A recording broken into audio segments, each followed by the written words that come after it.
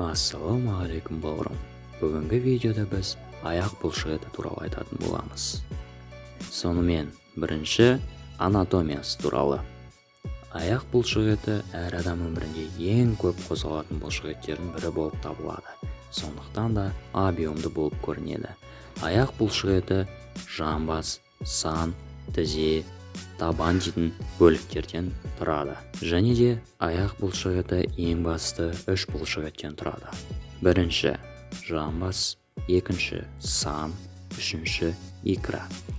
Және осы үш бұлшықет туралы анықтап айта кетейік. Сонымен жамбас бұлшықеті. Жамбас бұлшықеті сіздің денеңізді тік ұстап тұруға көмектеседі. Себебі дененің салмағының көп бөлігі дәл осы жерге түседі.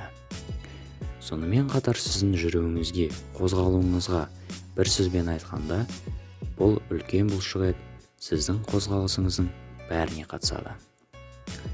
Екінші сан. Сан ол бізде 4 бөлікке бөлінеді. Алдыңғы 3 және артқы 1 бөлік. Сан бұлшықеті аяғыңызды жинауға, яғни отыруға, үлкен салмақтарды көтеруге арналған. Егер сіз дәл осы сан бұлшықетін жаттықтырғыңыз келсе, онда сізге ең керектісі ол отырып тұру болып табылады. Үшінші, ол бізде икра. Икра бұлшықеті бізде екі бастан тұрады. Бицепске ұқсас бұлшықет болып табылады. Сіздің секіруіңізге көмегін береді. Және табанмен жанасқан бұлшықет. Осымен бауырым, аяқ бұлшықетінің анатомиясының басты ақпараттары айтылды. Ары қарай енді қалай жаттығу жасау керегі туралы ақпараттарды тыңдайық және көрейік. Бірінші кеңес ол сізде приседание болып саналады. Приседание жаттығуы ол сіздің аяғыңыздың әдемі және спортивный болуына керекті ең бірінші базовый жаттығу болып саналады.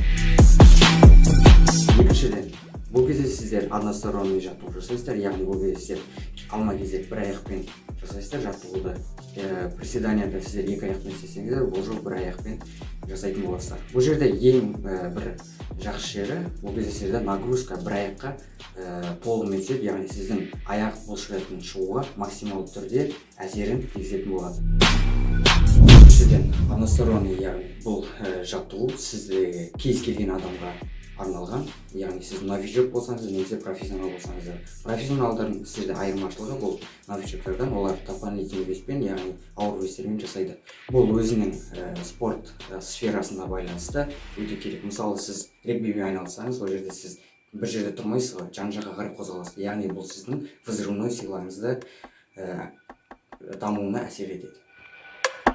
Төртіншіден, сіз біз айтқан ақпаратты өзіңіздің программаңызға қоса аласыз, яғни сіз бұрында басқа дене бөліктеріне программа ұйымдастырсаңыз, оның қасына аяққа арналған осы біздің ақпаратты қолдансаңыз болады. Бұл жерде сіздің ең бастысы өзіңіздің программаңызға осыны қосу, яғни сіз бөлек іске кетпеуіңіз керек. Сол кезде сізде бүкіл денеңіз баланста болады, сол кезде сіздің денеңіз өте әдемі шығатын болады.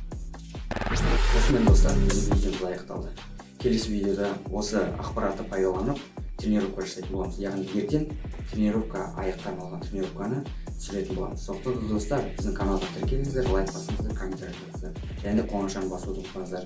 Ертең шығатын видеоны сол кезде қалдырмайсыздар.